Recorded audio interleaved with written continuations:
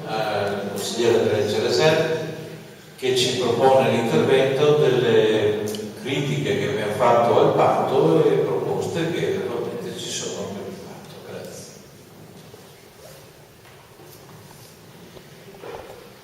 Sì, buonasera a tutti, vi ringrazio anche per essere venuti. Io ho un compito arduo, cercare di sintetizzare in pochi minuti il lavoro in realtà di qualche anno, perché il documento preliminare del FAT di fatto è stato presentato nel 2010 e questo fantomatico gruppo ATI ha investito diverse serate per analizzare il documento e cercare di capirlo, e per chi come me non ha proprio una formazione di tipo urbanistico architettonico non è proprio una cosa semplice, pensate a spiegarlo ad altri.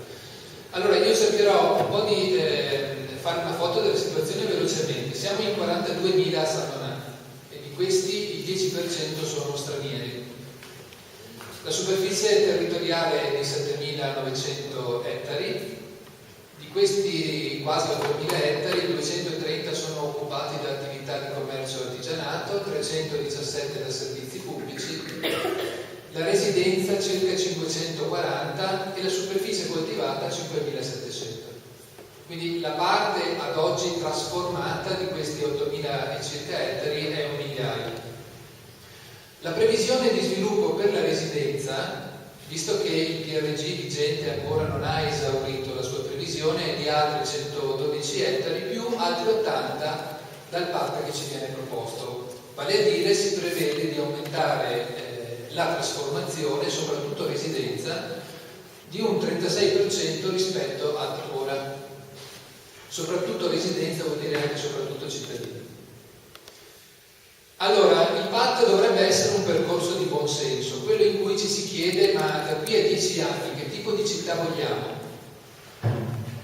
Il patto dovrebbe indicare quale tipo di comunità vogliamo sviluppare nel futuro. Le domande logiche che ci si può porre sono: quali sono i principi da cui partiamo? E dopo li presento velocemente in una slide. Quali sono i bisogni da soddisfare? Come costruire un'ipotesi di progetto? E poi come riuscire a migliorarla con il contributo di tutti. Sulla trasformazione di San Donato del Veneto ho cercato di catturare alcune testate di giornale di questi ultimi mesi che rendono molto l'idea di quello che è avvenuto in questi ultimi decenni nel Veneto, ma in proporzione anche a San Donato. Anzi, San Donato rispetto al Veneto ha avuto una trasformazione ancora superiore rispetto alla Veneto. Ad esempio, questo articolo dice che è urbanizzato l'11% della regione contro il 7,6% medio che riguarda l'Italia. Quest'altro si pone un altro interrogativo all'indomani del piano casa licenziato dalla regione, era il 2009. Nuove case per chi?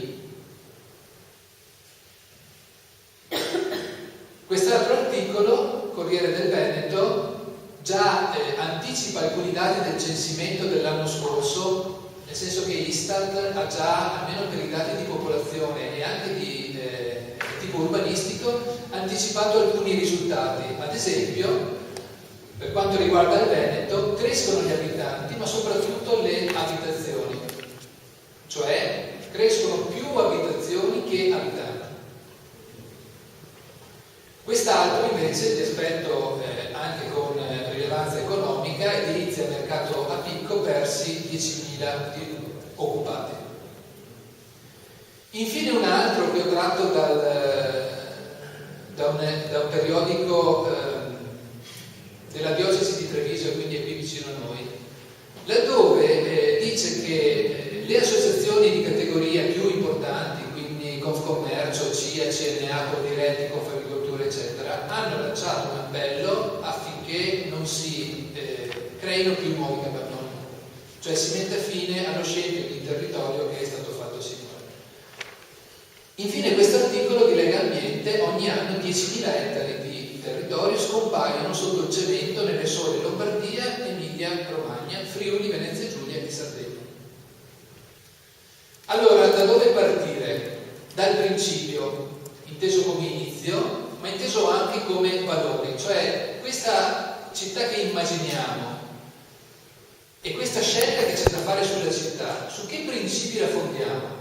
Alcuni li abbiamo già sentiti citare. Il principio della partecipazione, che è anche un metodo di lavoro. È imposto dalla legge, ma prima ancora è imposto dal consenso, visto che parliamo di un territorio che è di tutti. La scelta deve essere consapevole e per quanto possibile condivisa. C'è un principio di responsabilità verso tutti i sandonatesi di oggi, ma anche quelli che ci saranno domani. C'è un principio che pone al centro lo sviluppo delle relazioni tra le persone. La sostenibilità economica, cioè pensare che è possibile, e quella ambientale, che si esplicita in questi punti che sono chiari, che sono i principi che io qui esprimo, ma sono il risultato del lavoro fatto. No consumo di suolo, sì recupero e riqualificazione, sì addensamento della residenza per aree omogenee. Per aree omogenee vuol dire per evitare la scarpa e lo zoccolo, che in realtà in alcuni punti e dolorosamente, ad esempio se avete presente Via Leopardi, il movimento che c'è stato, balza gli occhi. Sia il contenimento del consumo energetico. Vi ricordo che per il 2020, secondo la direttiva europea, le case dovrebbero essere costruite con il principio della autosufficienza energetica, quelle nuove. Per quelle già costruite bisognerà comunque andare in quella direzione. Sia la diminuzione dell'inquinamento e sia la biodiversità. Comincio a elencare alcuni punti critici del PAT che ci è stato proposto. Il primo riguarda proprio la condivisione, o meglio la mancata condivisione delle scelte. Ad esempio, già si diceva, nessun confronto con le amministrazioni confinanti su temi di interesse comune. Ad esempio, infrastrutture, cito un esempio su tutti, il terzo ponte. Nel nostro PAT non c'è, nel PAT di Busile c'è. Nonostante la provincia dovrebbe assolvere a un compito, diciamo, di, come dire, uniformità tra tutte le proposte che vengono fatte. Condivisione delle scelte, ad esempio, per i servizi. Ha senso avere 4 cittadelle sportive o 4 stadi, nessuno dei quali decente, ad esempio, per una squadra di rugby che speriamo possa tornare in Serie A superiore? Oppure la cultura? Oppure gli insegnamenti produttivi? Non so se avete presente 10 anni fa com'era andare a San Stino e com'è adesso, per cui passato Ponte Alto già vi trovate una zona industriale, poi passate Ceggia e c'è un'altra zona industriale, a San Stino ce n'è un'ennesima. Ragionare sulle zone di confine, ad esempio Cittanova, che è spartita tra San Donà ed Eraclea, non ha massa critica presa singolarmente per sviluppare dei servizi, ma forse se i comuni si mettessero d'accordo qualcosa di utile si potrebbe fare. E così le altre zone che sono a confine con Noventa, piuttosto che Jesolo, Santa Maria di Piave, piuttosto che Cosina. Nessun riferimento al piano d'area e incapacità per un comune come San Donà di esercitare un ruolo autorevole di guida per le scelte che interessano il territorio. Autorevole vuol dire che uno si fa seguire perché dice delle cose di buon senso, non perché ha i numeri più grandi. Anche nei confronti dei cittadini c'è stato uno scarso coinvolgimento. Ad esempio, dopo il patto preliminare sono state presentate delle osservazioni, è previsto dalla legge. In tutto ne sono arrivate 18, 15 osservazioni da cittadini su 42.000 abitanti, mentre per quanto riguarda gli altri soggetti, e quindi dall'ASL alle associazioni di categoria, ad altri enti pubblici e sindacati, eccetera, ne sono emerse 3. Una del genio civile che diceva approfondire le tematiche idrauliche, perché forse si preoccupava, una della Coldiretti, di cui prendo uno straccio, e cioè non consumare altro suolo agricolo, e infine il lavoro che ha fatto il Partito Democratico con 21 osservazioni, tutte respinte. Alcune delle osservazioni le ho già citate, altre manca l'analisi della situazione economica, le altre adesso verranno avanti. Ne cito una per, come dire, riconoscenza nei confronti di qualcuno che è presente in sala, l'istituzione di un parco naturale del basso corso del Piave. Allora, sulla condivisione condivisione del percorso aggiungo un altro elemento. PAT significa piano di assetto del territorio, nel senso che appartiene al territorio questa previsione, non può essere solo di alcuni. Per cui la mancata condivisione delle cosiddette specifiche di base crea sicuramente grossi problemi. Cosa sono le specifiche di base? Sono che se voi dovete fare una casa in un pezzo di terra, magari dovete decidere con vostra moglie o marito, prima di andare dall'architetto almeno tra di voi vi parlerete e direte che la vogliamo alta, bassa, grande, piccola, quanti soldi abbiamo, possiamo permettercelo, la vogliamo in centro, in periferia. Queste sono le specifiche di base. Quando uno si è chiarito su queste cose va dall'architetto e gli dice ascolta, sviluppami una idea. Ecco, questa condivisione non c'è stata. Alla fine di questa serata avremo parlato più di PAT in questa sala che in 4 anni di Consiglio Comunale. E ci sono i verbali a testimoniarlo, non sto scherzando. Ad esempio, città alta o città diffusa? Quante case vogliamo? Altre zone artigianali? Quale tutela e valorizzazione per gli elementi di pregio? Quanti campi siamo disposti a sacrificare? Esempi di domande? Allora, sulle specifiche, cioè sul definire dall'inizio che cosa si vuole, l'agricoltura sarebbe stato interessante chiedersi come cambierà da qui a 10 anni. Guardate che 10 anni sono tantissimi, si fa fatica a capire come sarà il 2012, per cui immaginatevi pensare con questo orizzonte così lontano. Però ad esempio l'agricoltura lavora con il sostegno dell'Europa, che nel 2013 smette e cambierà forma, cambierà modo e cambierà anche entità, cioè arriveranno molti meno soldi anche perché ci sono più paesi in Europa. Allora andremo ancora avanti con culture intensive oppure si può pensare a qualcosa di diverso? L'artigianato e l'industria, che prospettive di sviluppo ci sono? C'è bisogno di nuove aree? Avete visto dalle osservazioni presentate che gli artigiani non ne hanno avanzata una? O forse non sono stati adeguatamente coinvolti? Per il commercio, in che modo il PAT, visto che frequentemente sentiamo dire come sia in sofferenza il commercio del centro, in che modo il PAT può dare una mano allo sviluppo del commercio in centro o nelle zone di quartiere o di periferia? Oppure per il cittadino, quali sono i bisogni che esprime? Prima si diceva, ad esempio, 2 numeri, il fatto che gli anziani aumenteranno sempre di più, perché aumenta l'aspettativa di vita, e una città a misura di anziano è diversa da una città a misura di giovane, e quindi qui stiamo parlando di noi. Un altro elemento è che gli stranieri adesso sono il 10%, secondo un dato dell'Istat di quest'inverno arriveranno in una trentina d'anni ad essere il 25%. Questa cosa la vogliamo governare oppure come va avanti? Allora, un altro punto critico è il dimensionamento, cioè il PAT cerca di valutare, in base a quelle che dovrebbero essere le curve di crescita della popolazione, di quanta residenza c'è bisogno. Questa è una curva tratta da uno dei documenti del PAT che fa vedere come il grafico che ha alle spalle Paperone dei Paperoni che c'è una crescita inarrestabile. Ed effettivamente, diciamo, dagli anni 60 ad oggi la popolazione di Sant'Onà è raddoppiata. Guardate che questo discorso è molto importante perché andrà a giustificare i metri cubi che verranno edificati. Per cui fare bene questa valutazione è importantissimo per non sprecare di più, ma neanche di meno di quello che ci serve. Ad esempio, rispetto a quello che è avvenuto negli anni 2000, dove in media siamo cresciuti di 700 santonatesi all'anno, negli ultimi 2 anni siamo cresciuti di poco più di 300. E nel 2012, nei primi 3 mesi, siamo aumentati di 15 santonatesi. 15 per 4 trimestri fa 60, vuol dire che la crescita si è fermata. E vuol dire che io, siccome parliamo di questi 2000 appartamenti vuoti, che per una media di 2,5 santonatesi farebbero già una capacità ricettiva per 5.000 persone, ecco, tutto questo potrebbe arrivare a farci scegliere di non costruire più. E invece il dimensionamento che troviamo nel PAT arriva a giustificare fino a 16.000 nuovi santonatesi.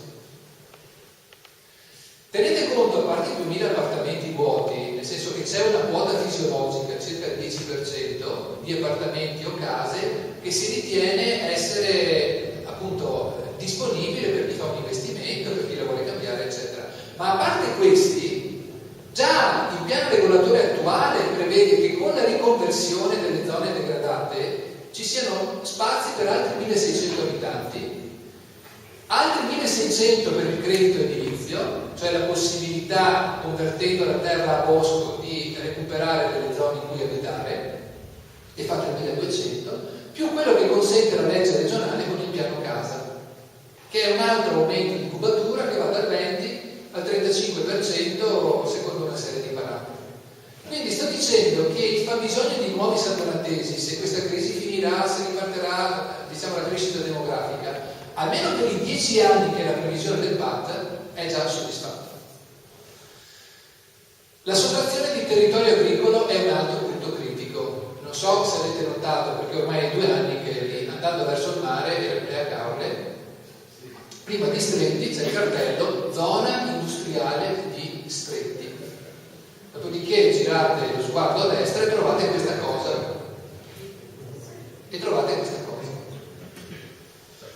Allora, alcune considerazioni. Io personalmente ho un ricordo, o meglio dire, ho una sensazione, quando ero giovane, consideravo la nostra campagna una desolazione, perché era essenzialmente campi, pochissimi alberi, a un certo punto neanche i canali, perché c'era il drenaggio sotterraneo che toglieva anche questa parte. Mettetela a confronto con la campagna, che ne so, del Trevigiano o del Friulano, è un altro mondo. Adesso questo è diventato un punto di forza. Cioè, mentre il Veneto di fatto ha costruito dappertutto, questo spazio si è preservato. Però, come dico in questa slide, uno spazio vuoto non è obbligatoriamente uno spazio da riempire. Allora, il PAT calcola che gli ettari di terreno che possono essere trasformati sono 82.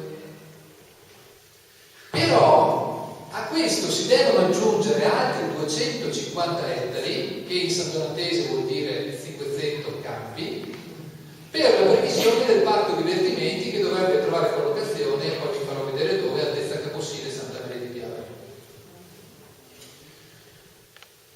Sui compatti da riqualificare è un punto che sicuramente condividiamo, nel senso che non vogliamo dire che va tutto a mare. Ci sono alcuni aspetti del PAT che sono anche cose che noi crediamo, la riqualificazione, cioè prima di rubare altro territorio sistemiamo quello che abbiamo. Vi faccio alcuni esempi, questo è l'ex Macello, qui siamo in parte al Campanile, qui siamo in via 13 Martiri, eccetera. Quindi si condivide il principio della riqualificazione equilibrata e della riconversione, e ci sono alcuni aspetti, dato l'udificio, di cui però andrebbero rivisti un attimo i contenuti rispetto a quella che è la previsione attuale. Le cosiddette dorsali urbane, cioè le principali vie di comunicazione dove ci si può sviluppare in altezza, ripeto, con un criterio di omogeneità, eccetera. Un aspetto che non è chiaro è che cosa accadrà della zona industriale di via Kennedy nel momento in cui molte aziende chiudono e corrono il rischio di rimanere lì come reperti di archeologia industriale. Un aspetto del PAT contemplato è la nuova stazione SFMR, a cui si affiancherà anche quella degli autobus, e quindi ATVO, che si posiziona, voi lo vedete, questa è la linea ferroviaria, questa è via Ereditari, e qui c'è un deposito di gas. Okay. Adesso lì sta sorgendo la stazione della metropolitana di superficie. Si spera, insomma. Allora, a nostro avviso appare sottovalutata la potenzialità che questa collocazione può offrire rispetto alle conseguenze per i cittadini. In teoria la metropolitana consentirà di avere 3 trasporti verso Venezia ogni ora, 3 treni all'ora, come una metropolitana più o meno. E quindi anche su chi ad esempio lavora, insomma, dovrebbe cambiare un po' la vita. Diciamo, a chi lavora lì basterebbe che gli attuali treni arrivassero in orario, però ci può essere anche questo miglioramento. L'altro aspetto è questa vicinanza con Venezia dovuta al miglior collegamento. Sicuramente può anche portare a un'offerta turistica da sviluppare in prossimità di quella zona. È zona Porta Nord.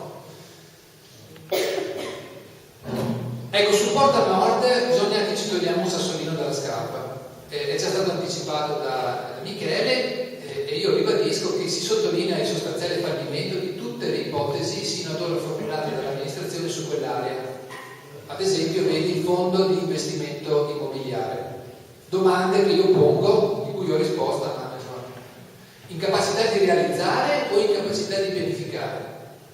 La nostra risposta è incapacità di pensare a un progetto sostenibile anche in base a condizioni economiche che nel frattempo sono cambiate, ma non è che uno possa dire sto fermo finché non riparte, e se non riparte, e se riparte diversamente da come era fino a 5 anni fa? Lasciamo così? Allora, un punto critico sicuramente è questo magnete turistico.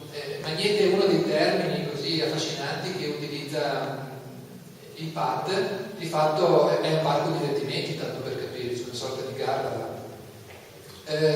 Ecco, se vedete, questa è la concentrazione, una foto da satellite o da aereo della parte urbanizzata, e questa è una foto da aereo della parte dove dovrebbe nascere. E allora vedete, questo è il Sile, qui c'è la congiunzione con le Piave Vecchie, quindi qui c'è la parte di Caposile, qui c'è la Plip, ora Soligo, e più si arriva fino a Santa Maria. Qui vedete essenzialmente questa via Francescata che va verso Passarella, ci sono campi. Ecco, ricordate queste immagini che poi vi faccio vedere la differenza. Allora, magnete turistico da collocare in zona Caposile e Santa Maria, in prossimità di aree ad elevata valenza naturalistica e paesaggistica. Questa cosa qui a Macchie è la laguna nord di Venezia, che è una cosa che possiamo avere solo noi, nel senso che non è riproducibile in altri posti, cioè è, come dire, un gioiello che fa parte del nostro territorio. La motivazione addotta è, per cui arrivare a costruire questo parco, la possibilità di sfruttare i flussi turistici in transito verso la spiaggia, che sono 2 milioni di arrivi verso Jesolo, Cavallino, Caorle e 4 milioni e mezzo verso Venezia. Quindi tutta questa gente che passa potrebbe fermarsi lì e lasciare qualcosa al territorio. Questa è l'idea. Conseguenze ambientali: utilizzo di 500 campi di terra, cioè 2,5 milioni di metri quadri da destinare a quest'opera. Effetto devastante sull'ambiente e su due delle principali risorse ambientali del nostro territorio, cioè la laguna, ma anche il paesaggio delle bonifiche. Allora, questa è la situazione e questa è la previsione. Questo quadrato che io ho aggiunto ha un lato superiore a 1,5 km e quindi praticamente andrà a occupare tutta quest'area. Quindi noi condividiamo l'idea di valorizzare anche economicamente il flusso di turisti, ma pensiamo che possa essere fatto in altre modalità. Intanto il parco divertimenti può essere riprodotto da qualsiasi parte. Lo può fare Portogruaro, che lo ha già messo nel suo PAT, lo può fare Jesolo, lo può fare Venezia, magari collocandolo a Marghera e così da una destinazione alternativa all'industria che non c'è più, però almeno è sul territorio già compromesso, se proprio si vuole fare. Poi per chi ci andrà a lavorare si prende la metropolitana e in mezz'ora arriva a Marghera. Dobbiamo puntare a quegli aspetti del territorio che sono unici e non riproducibili. Devono essere valorizzati percorsi e progetti di turismo responsabile, lento e sostenibile. Allora, sul magnete turistico ho detto i magneti dei servizi, e sono alla fine. Allora, questa è la zona dell'ospedale attuale e questa è la zona dove il sindaco, presentando la proposta, ha detto insomma noi non potevamo non fare la nostra proposta di ospedale unico per tutta l'ASL, sapete la diatriba ospedale unico, da collocare nel nostro comune, per cui ipotizza che la Porta Nord possa ospitare anche questo ospedale. Peccato che 7 comuni a gennaio avessero presentato la propria candidatura, come per le Olimpiadi, per ospitare l'ospedale unico alla faccia della concentrazione del territorio. Peccato che poi il nuovo piano sociosanitario conferma i 3 siti ospedalieri di San Donato, Portogruaro e Jesolo. E questa è la collocazione della provincia di Venezia con 2 ospedali di rete, completi anche delle specialità di base, e quello di Jesolo con pronto soccorso e medicina. Ecco, questo è il riassunto che noi lasciamo un po' alle spalle per il momento e per i minuti in cui ci provocherete con le vostre riflessioni.